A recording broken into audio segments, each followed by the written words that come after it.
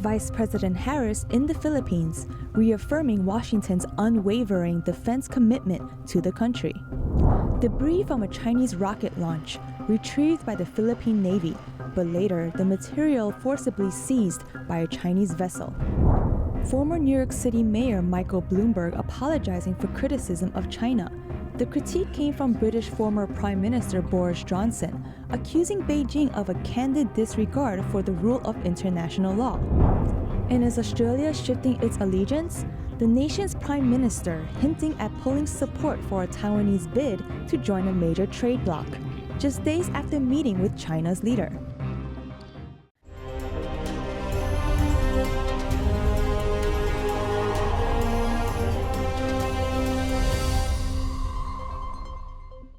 Welcome to China in Focus. I'm Ellie Hart, in for Tiffany Meyer. Vice President Harris' latest trip to Asia includes an unusual stop, the South China Sea. On Monday, she is set to become the highest-ranking U.S. official ever to visit the Philippine island chain of Palawan. Here's more. U.S. Vice President Kamala Harris is in the Philippines. Meeting with the country's president on Monday in Manila, she reaffirmed Washington's unwavering commitment to the Philippines' defense. We stand with you in defense of international rules and norms as it relates to the South China Sea. An armed attack on the Philippines' armed forces, public vessels, or aircraft in the South China Sea would invoke U.S. mutual defense commitments. Harris's three-day trip to the Philippines includes a stop on the islands of Palawan on Tuesday. Beijing claims some territories in the waters off the Palawan Islands and much of the South China Sea. In the past, Chinese ships have blocked Philippine supply boats there to deliver supplies to Filipino forces. The vice president's trip aims to help revive U.S.-Philippines ties. That's to counter China's recent aggressions in the Pacific region, like China's expansive claim in the disputed South China Sea and Taiwan. The Philippines play a key role in this diplomatic effort. It's located near the South China Sea and just over 100 miles from Taiwan. Experts say strong U.S.-Philippines relations could greatly complicate China's plan to invade the island. Harris's visit there has been met with protests from some groups. We don't want our country to be used as the springboard or launching pad of the wars of the United States against China or any other country. Washington is investing millions to help the nation modernize its military. But the country has not committed to supporting any U.S. intervention in a conflict over Taiwan. Next, a conflict off the coast of the Philippines. Chinese ships have blocked Filipino supply boats before in the disputed South China Sea. But seizing objects from the country's military, that would mark a first and is exactly what happened over the weekend.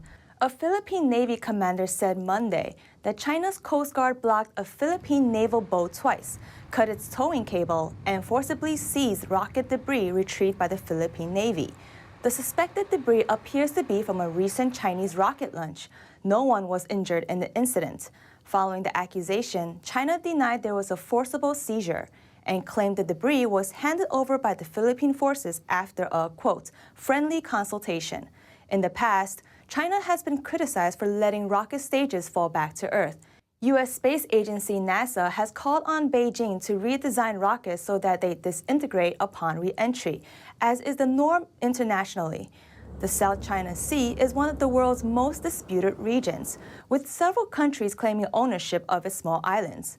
China claims almost all of the South China Sea and has been rapidly expanding its military presence in the region. Businessman and former New York City Mayor Michael Bloomberg is sending out an apology. Speaking at a Bloomberg Business Forum, he addressed remarks by British former Prime Minister Boris Johnson, criticizing the political systems in China and Russia.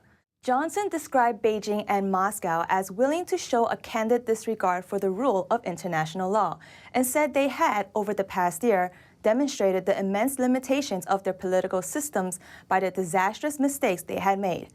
He added they are becoming increasingly nationalist. Speakers at the event included Chinese Vice President Wang Qishan. A number of Chinese businessmen also attended as delegates. There were no Russian government speakers listed on the forum's program. During his apology, Mr. Bloomberg said, "Those were his thoughts, and his thoughts alone, not cleared in advance by anyone or shared with me personally." He didn't specify whether his apologies was aimed at Chinese or Russian people. Worth noting, he wore a small Ukrainian flag badge on his suit and criticized what he called Putin's brutal invasion. He also announced that Ukraine's president would address the forum remotely. Johnson's spokesman said the criticism was aimed at China's political system, not the nation or its people. Neither China's foreign ministry nor a spokesperson for Bloomberg LP gave comment to the press. A warning from one of the world's most powerful military alliances. NATO's Secretary General says the West needs to be careful not to create new dependencies. Most notably on China. We see growing Chinese efforts to control our critical infrastructure, supply chains, and key industrial sectors. The remark comes after a Chinese company bought up stake in Europe's third largest shipping port, called the Port of Hamburg, located in Germany. That same company already holds stake in Europe's two largest ports. Germany is a member of NATO, short for the North Atlantic Treaty Organization. It's a military alliance between 30 nations and was founded after the World War II to counter the Soviet Union. Member states include major powers in the West, like the US, UK, and France. Stoltenberg noted it's essential to boost the resilience of the West's infrastructure. But since resilience is a collective effort, he's counting on all member countries to do their part. Australia's Prime Minister hinting he's unlikely to support Taiwan's bid to join a major trade pact. That's just 3 days after meeting Chinese leader Xi Jinping. Here's more on the details. The pact is called the CPTPP. Members of the bloc generate over 10% of global income. The bloc is a free trade deal that cuts over 90% of the tariffs on most industries for sales between member states. Pacific nations like Australia and Japan are part of the club. Both Taiwan and China are applying to join. To do so, they need to get a yes vote from all member countries.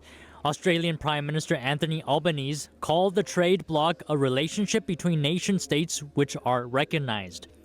He went on to specify that Taiwan is represented as an economy.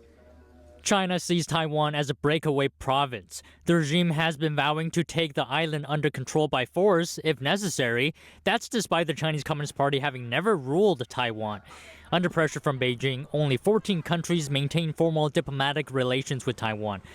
3 days before Albanese's remark, he met with Chinese leader Xi Jinping.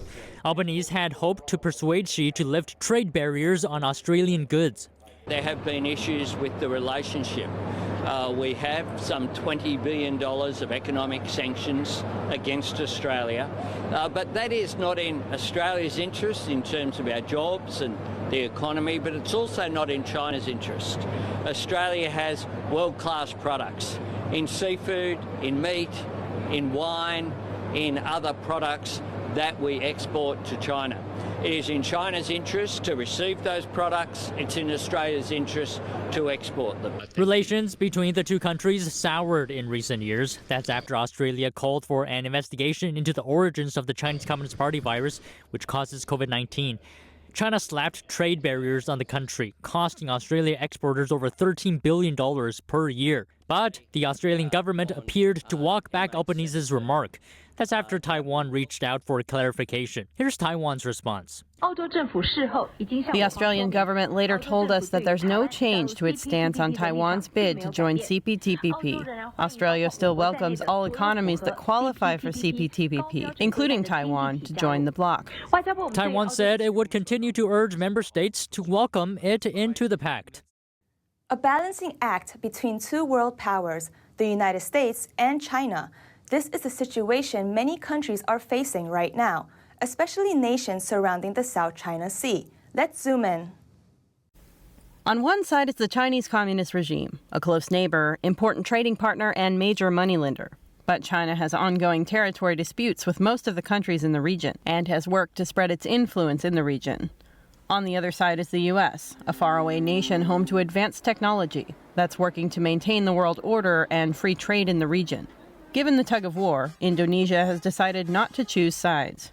Its defense minister confirmed Monday that Indonesia is committed to its policy of non-alignment. That's with both China and the United States.